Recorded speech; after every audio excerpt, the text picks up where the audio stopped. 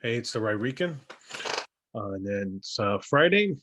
I'm going to go back to my normal Friday. What I try to do on Fridays is just hit a couple of different topics from the day or the week. Maybe I didn't touch. Last week was different. Last week was we had the breaking story of baseball and uh, moving the baseball out of Atlanta. And the irony is, it was an update because I didn't touch it.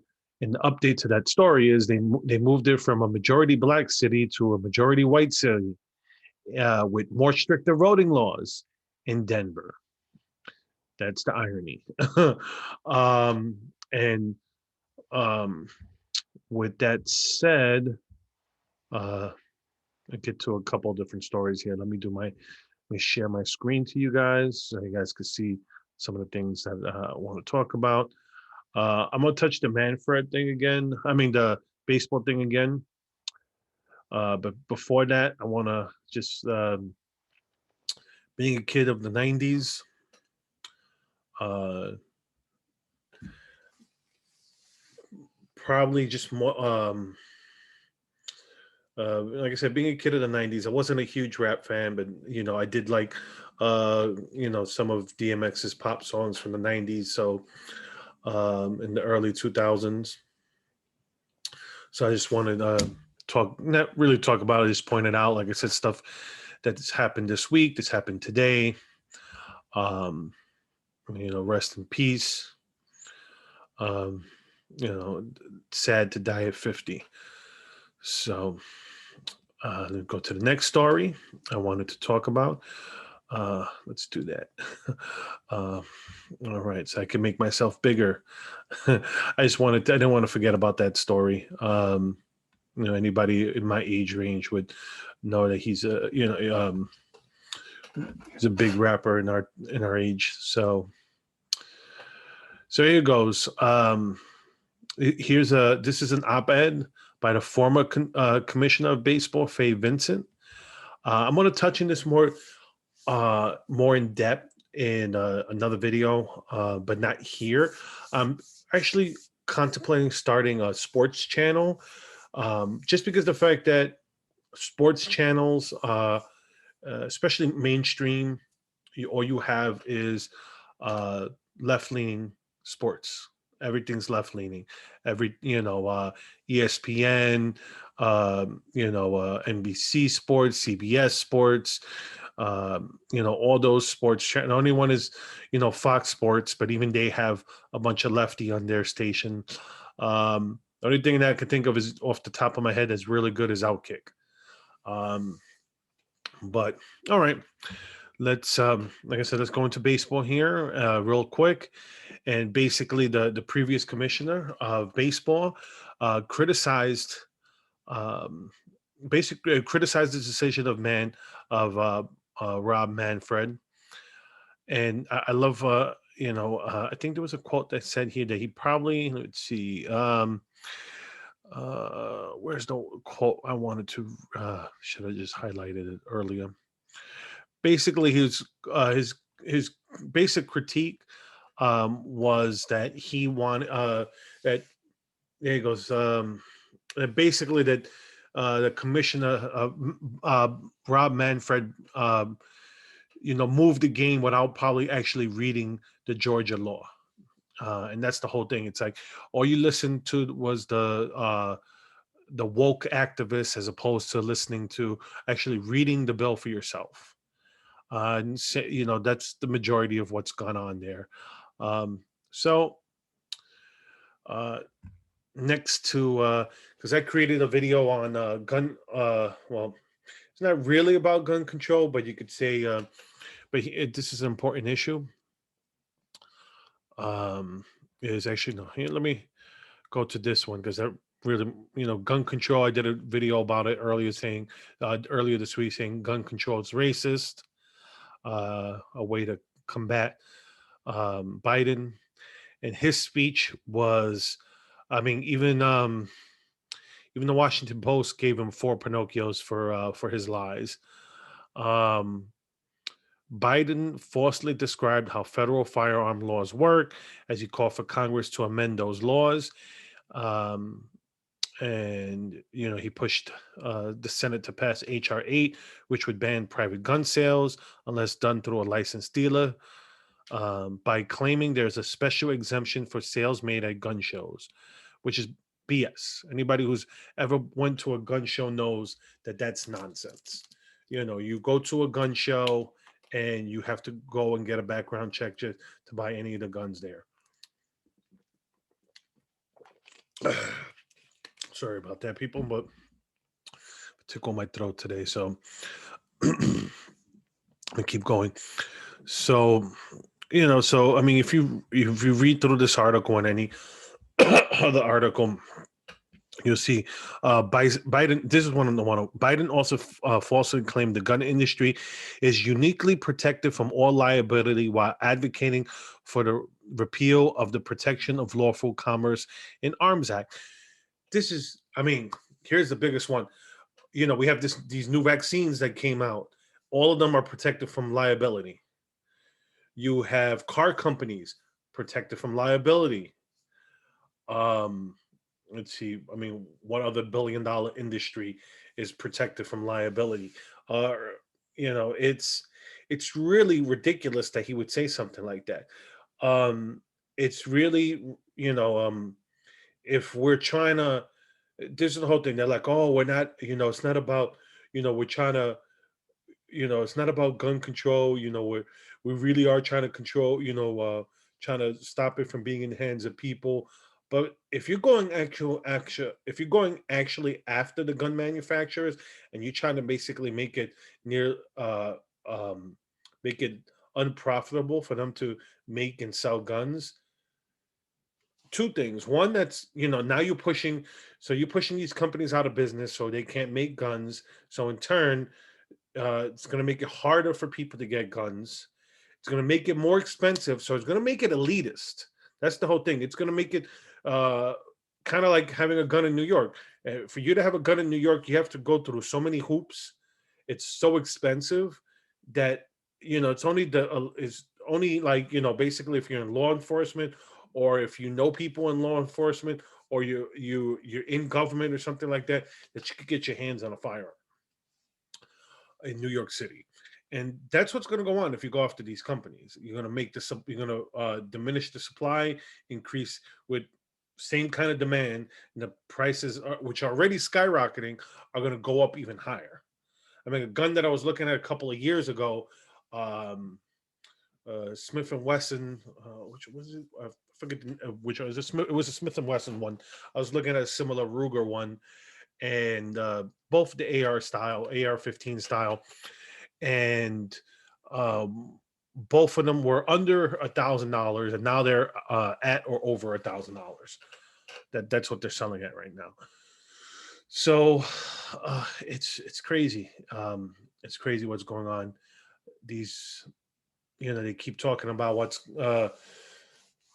the gun control is for, and you read something like that. It's like if you're trying to people don't realize the only industry in America, $1 billion industry that can't be sued, that are exempt from being sued, are gun manufacturers. Biden said.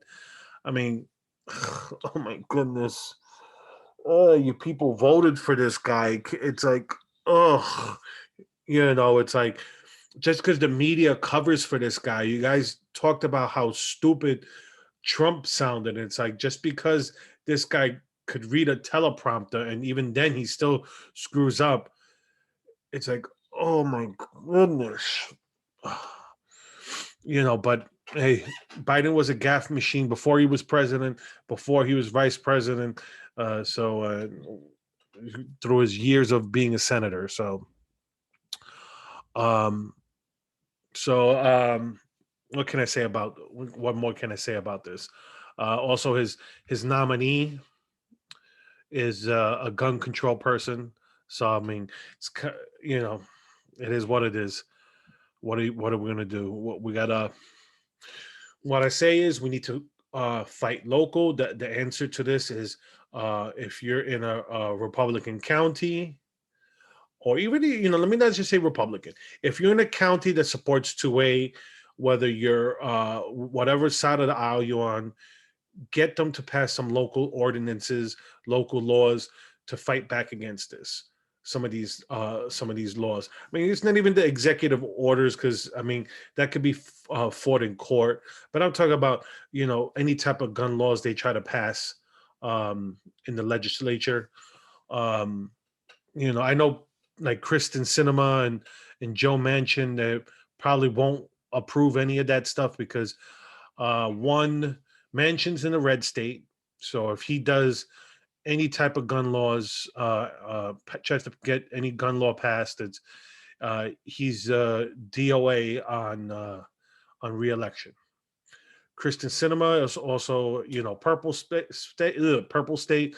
But from what I understand, I have friends that live in Arizona, and Arizona is a big 2A state. So if she tries to pass anything, also, that's that's a no. It's she'll lose reelection also.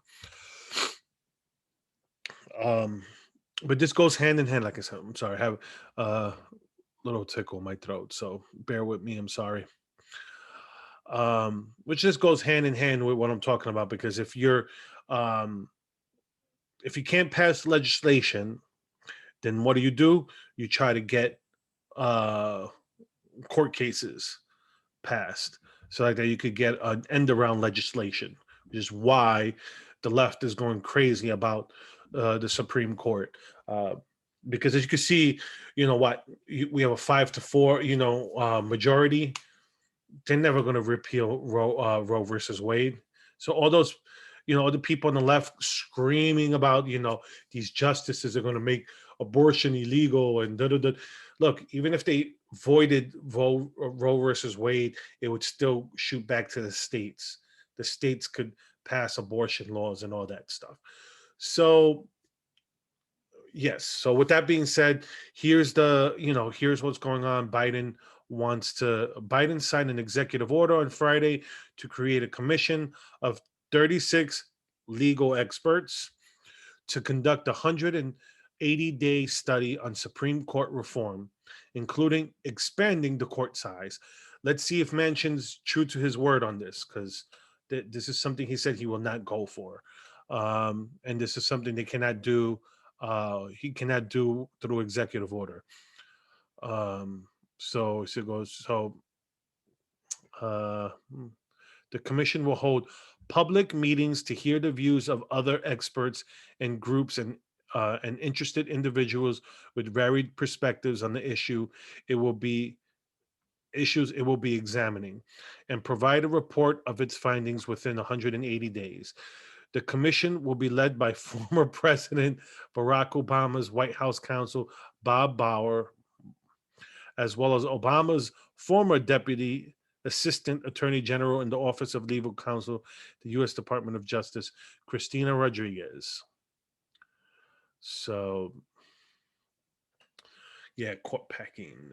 Yes, that's exactly what, let's make the court more illegitimate by, packing it with more people.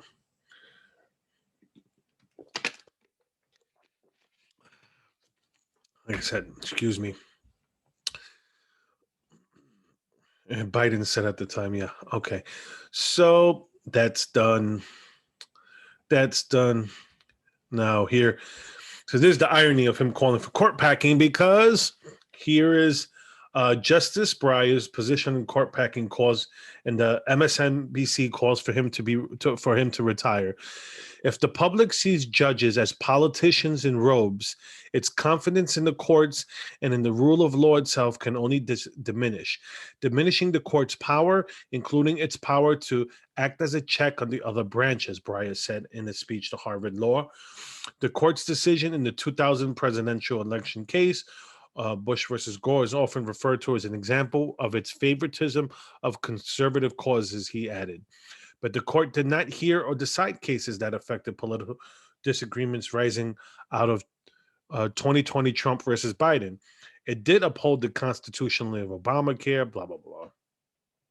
In a recent op-ed for MSNBC, lamented Breyer's position and called on him to step down from the bench so Biden can replace him, fearing another Ruth Bader Ginsburg incident. So, uh, like I said, I'm sorry. This is why I didn't kind of do a video yesterday. Uh, and on a lighter note, here's something. um, I just did. There's someone put up a billboard. Here's a author erects Cuomo and De Blasio Dumb and Dumber billboard in New York. The book, which illustrates a stark and steep timeline of New York's decline under Governor Andrew Cuomo and Mayor Bill de Blasio, respectively and jointly, did not get a warm reception from advertisers. I wonder why. Dumb and Dumber, how Cuomo and de Blasio ruined New York. Uh, let me tell you, the way New York has diminished, and my family still lives there. My parents live there. My in-laws live there. So, oh, anyways, uh, science funny, but it's just really come on. And another, well, not surprised that this lady would. Um, yeah, anyway, it's not about her. It's about finding it funny that you know uh, there's a border crisis, and what's going on is Biden might actually finish some of the parts that Trump, instead of some of the parts that Trump started, he's going to finish it, which makes sense. That's not something he should have did. He should have not stopped it. He should have continued what he was building instead of doing the stupid thing that he did and just halt it completely. It's like just finish what was started and then whatever. But now, with this border crisis going on, you have this congresswoman, calling it shameful and construction of Trump's xenophobic and racist war. No, you don't understand. Look, if Biden, okay, this is the whole thing. Now, if Biden wants to keep it going, it's because of this crisis that's going on. We're encouraging this. That's the problem when it comes to illegal immigration. Look, it's it's being encouraged when you're telling them, and I mean, and immigrants have said this. You're encouraging the behavior when you tell these people they're not going to be deported, they're just going to be given a court date and hey, going to the country. No, what Trump did by the stay in Mexico policy, making it harder to get here. It's get in here illegally. It wasn't it wasn't xenophobic. It if you look at what's going on, it worked to de-incentivize these people from coming here illegally because look what's going on. You had that sad video. I didn't want to put it up because it just chokes me up where there's this little boy, he's there telling the border patrol agent that they I saw one of the translations because he said me bodaron, which is like they got rid of me. Basically when you botar is to like throw out. So it's like they got rid of him like he was trash, which is sad. It's so I didn't want to put that video up because it's like I don't want to I don't get all teary eyed. But that's what's going on. You have these kids that are coming here unaccompanied because what's going on is the parents are hoping that once they get to the other side of the border that it'll be like an anchor baby that they could come along with them once they get into the country. And you encourage by Biden says he didn't encourage it, but when you have the Democrats encouraging these people to come in, encouraging it, they are encouraging it. They're saying it's okay. They don't want to make it a crime. They don't want to deport people. We have to have a border. We have to have laws and people. This is what's going on. You have these kids coming. The parents are letting them come here by themselves. You have people trafficking people, you have the coyotes trafficking people, you have white slavery where you have these women who are being raped and molested in order to be able to come into the country. From what I'm understanding, now it's going on with the kids.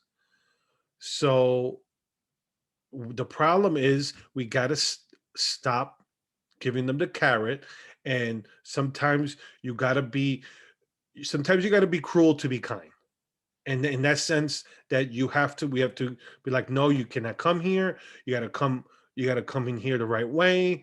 And it sounds cruel that we have to send these people back to where they came from after they've done that long trek to come here.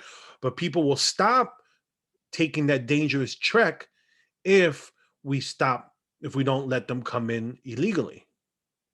And that's why I said, whereas the cruel to be kind. It's like, yes, my heart goes out to them, but you have to come here the right way. My son's old nurse, it took her 14 years to become a citizen. She just kept getting work permit, work permit, work permit until she finally was able to get her citizenship. And I'm not saying it should take 14 years. I think if there's someone, especially you're talking about that she's a nurse, it shouldn't take 14 years for someone who's working in this country as a nurse to become a citizen. Um, so, that, and so someone who came here legally the right way, and that's how, when reward these people for coming here the right way, don't make it more difficult for them. You got to make it more difficult for the people who are trying to uh, skirt around the law. Well, that's my Friday. That's my Friday rant. Hope you guys enjoyed it. Uh, so far, like I said, I've been out of it. I didn't do a video yesterday, but I wanted to get one in today. Follow me on YouTube or Rumble. Also, you can follow me on social media. I'm on Facebook, Twitter, Parler, Gab, and ones I usually go more on Facebook, Gab. Use those more. So, well, that's it. I said not feeling too great, but wanted to pull through and make this. So, anyway, have a good one, everyone.